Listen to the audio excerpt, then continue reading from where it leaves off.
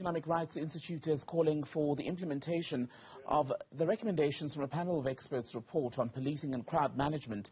It says there needs to be a ban on the use of rubber bullets during public order policing operations. This comes as the country marks exactly a year since Ntokozi was shot dead, allegedly by police officers in Braamfontein in Johannesburg. That happened during an operation to disperse protesting university students.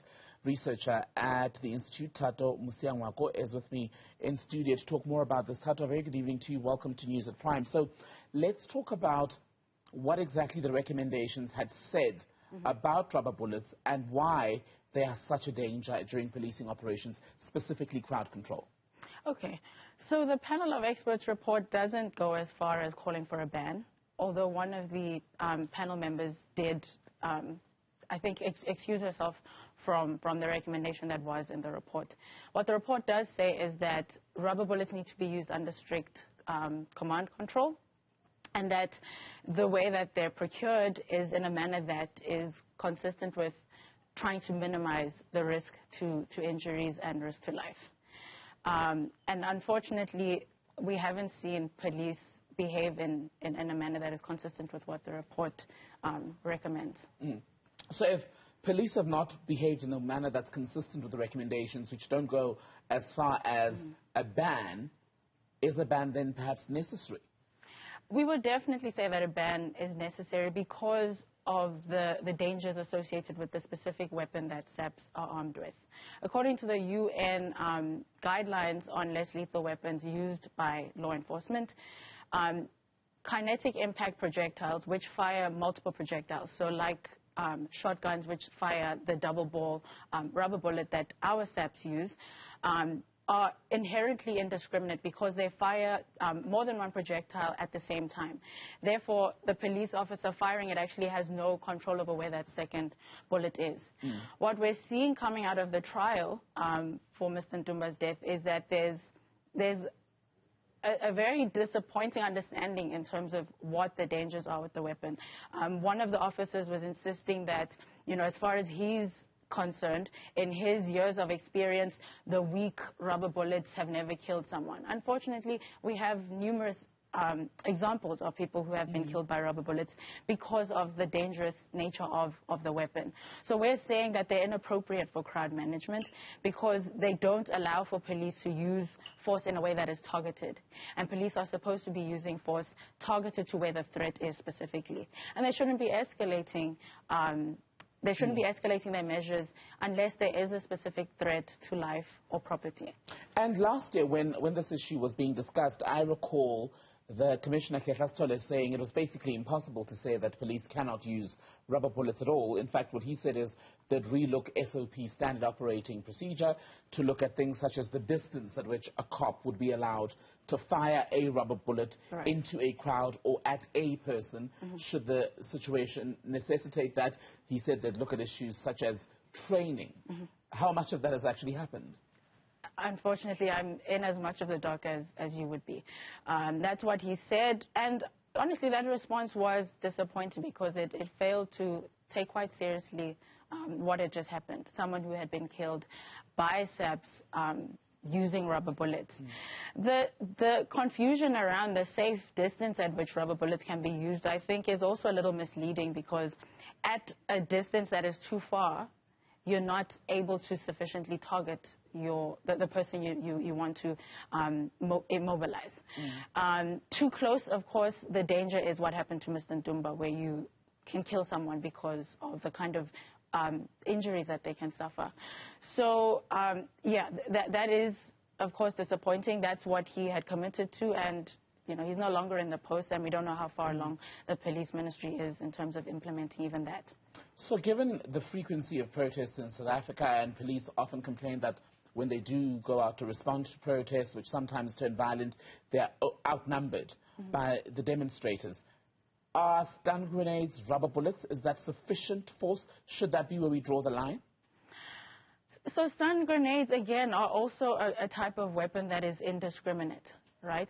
We do need to move away from a fixation on the amount of force that the police should be using and moving towards equipping them with the necessary skills, as well as an understanding of what protest is, right?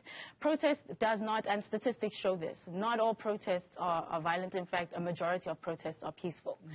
The task that police have, and it's not a simple one, is balancing the rights of protesters and those of the public who may be inconvenienced by a particular protest. Police are supposed to gradually work through the tools at their disposal, which are about communication, negotiation, de-escalation. Rubber bullets, according to their own standard operating procedures, are a measure of last resort. They're supposed to be used in, and I quote, extreme circumstances. And there is constant reporting, isn't there, on training of SAPS members in the country. Just this week there was talk about how many of our members of the service don't have the competence to carry out some of the basic functions of their work. And when you look at crowd control situations, you also hear sometimes people saying, well, the police officer panicked. Yep. And that's why there was a disproportionate use of force. So it all ultimately, whether the rubber bullets come, stay or go, boils down into better equipping, better skilling police officers to respond to whatever situation. Absolutely. I mean, there are other less aggressive measures, acoustic devices that I think an example was used recently in New Zealand during anti-vaccination protests. So there are measures that the police can use, and you know the issue of capacity is a real one. Unfortunately, the police don't have a very good track record with being able to justify to members of the public why they need more personnel, because over a number of years their budget has consistently increased, and there isn't evidence that the quality of their work has increased as well. So yes, you know, the training definitely needs to be improved, and they need to be sufficiently capacitated. Something that the expert panel report also speaks about is ensuring that there is a dedicated public order policing unit that focuses specifically on crowd management.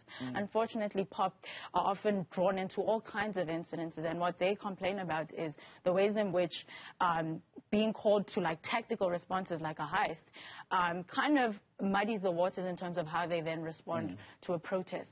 So there's a lot of work to be done there.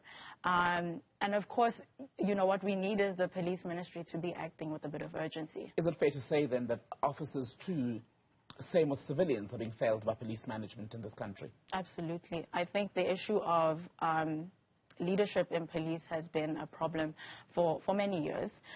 We do need leadership that understands the work of policing, understands the dangers of policing, but police that are also committed to ethical policing, police that are committed to accountability, transparency.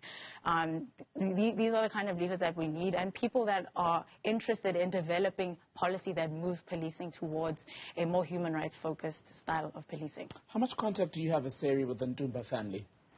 We don't have contact with the Ndumba family. They are represented by another team of lawyers whom I believe we have been in contact with in other work. But yeah, our hearts go out to that family. They were robbed of a father, they were robbed of a husband, and he wasn't, you know, yeah. I mean, I still remember that day. It was a morning, in fact, when there were protests by Wits University students. Some students also said to be among them as well. And then there were these police vehicles rushing up and down the street saying they were dispersing the students, and there were shots fired, and then the images began to circulate. I remember quite clearly how many of us saw this man lying on a pavement, some of the students trying to assist him. He had just left, I think, a doctor's appointment because he'd taken the day off work, feeling unwell, and there he was, shot, killed, 1 year on, not a conviction, not a final outcome. Justice delayed, justice denied? Absolutely. And I should actually point out that his case is unique in that there has been a lot of attention, and we actually have 4 officers who are standing trial. That's not the norm.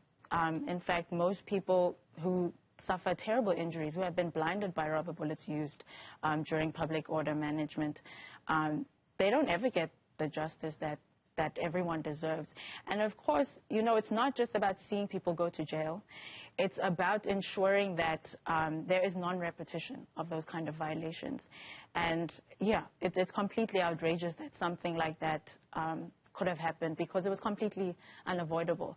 Students were not armed, and if you look at that clip where police jump out of the hippo, honestly, they would have to explain to us what was the imminent threat to property and life that you were responding to in that fashion. Yeah, it seems like there's a complete failure on the part of police to recognize the dangers of the weapons that they're armed with.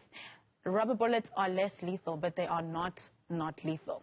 And unfortunately, we have, 4 kids without a father, a wife without a husband. Yeah, I think it's just terrible. I'd like to pick up on the broader point that you were making about how the Ndumba case is tragic, but it has in a way been able to get public support and public attention and is now actually in the courts being dealt with. Yeah. In the other cases where that doesn't happen, what are the common reasons? So, a lot of research that has been done on what's happened with IPID investigations by Daniel Knutzer of Viewfinder shows that most cases that go to IPID end up nowhere, quite frankly. Statistically, I think between 2012 and maybe 2019, of the 42,000 cases that were lodged with IPID, only 5% ended up in any kind of conviction. That's a little over 1% of a criminal conviction, and the remainder of that SAP's disciplinary proceedings. And a lot of the work that he's doing is actually illustrating how even IPID recommendations are being, I guess, circumvented by SAP's disciplinary proceedings and SAP's leadership. And the question, of course, is why is that? Why are we accepting police officers who are behaving in the manner that they are? Mind you, IPID investigates very serious crimes. We're talking about rape on duty, deaths, torture.